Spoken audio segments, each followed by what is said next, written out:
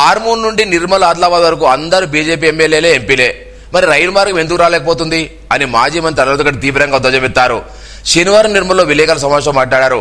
1000 కోట్లతో శంకుస్థాపనలు ఆర్భాటాలు చేస్తున్నారే తప్ప కేవలం 2000 కోట్ల వరకు జరిగే ఆర్మూర్ నుండి ఆదిలాబాద్ వరకు రైలు మార్గాన్ని ఎందుకు పట్టించుకోవడానికి విమర్శించారు.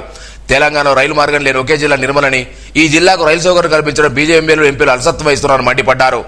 2 నెలలు ఇప్పటికీ గడిచిపోయాయని, కనీసం మిగిలిన 2 నెలల రైల్వే ట్రాక్ మంజూరు చేయిస్తారా లేదా, అసమర్థులుగా మిగిలిపోతారని మండిపడ్డారు. ఈ ఏడాదిలోపు మంజూరు కూర్చారని, తాము కూడా మద్దతు ఇస్తామని, లేదంటే తమకు చేతకాని స్పష్టం చేయాలని పేర్కొన్నారు. విలేకరుల సమావేశం నాయకులు పత్తిరెడ్డి రాజేశ్వరరెడ్డి, రఘునాథ్ రెడ్డి తదితరులు పాల్గొన్నారు.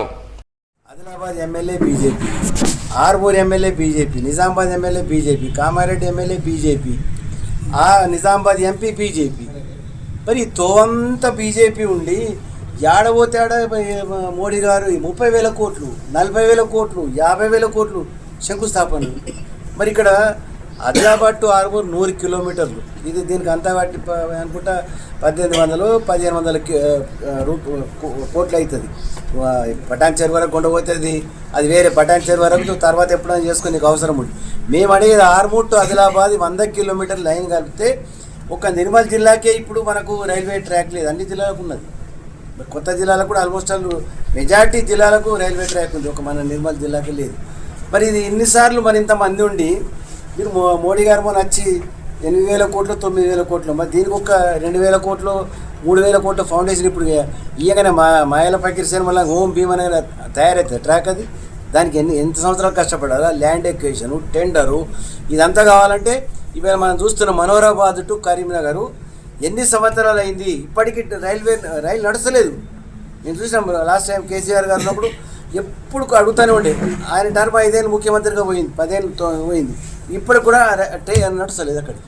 మరి ఎన్ని సంవత్సరాలు కావాలా? మరి ఇప్పుడు ఇది ప్రధానమంత్రి ఫౌండేషన్ వేయగానే అయిపోతుందా? మరి ఎందుకు వేపిస్తలేరు? మీ అసమర్థత అనేది కనబడుతుంది కదా.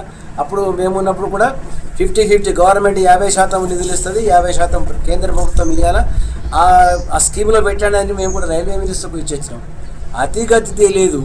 వీళ్ళు తెలంగాణ పైన పూర్తిగా ఒక కక్ష సాధింపు ధోరణిలోనే ఉన్న తప్ప ఇంకొకటి లేదు. వీళ్ళు రైల్వే ట్రాక్ ఇక 2.5 సంవత్సరాలు ఉన్నది. నువ్వు తీసుకొస్తే నీ దగ్గర దమ్ము ధైర్యం అనేది ఏమైనా ఉంటే బిడ్డ ఏడాది లోపల తీసుకురా, నువ్వు తీసుకొచ్చారే తెచ్చామని చెప్పుకోండి, మేము అద్దంటలేము.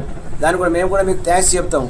మీతో చేత కాదు అని చెప్పి నేను మెంబర్ పార్లమెంట్ 2, ఈ 4 ఎమ్మెల్యేలు ఆదిలాబాద్, నిర్మల్, ఆర్మూరు, కామారెడ్డి, నిజామాబాద్ ఇంతమంది మరి చెప్పుకుంటున్న దీన్ని ఒక సిబ్బురు కాదా దూరం ఉన్నది అనుకోది రామారావు పటేల్.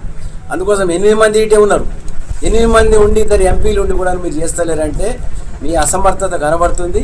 మీరు ఏం చెప్పినా కానీ ప్రజలు నమ్మే పరిస్థితి లేరు.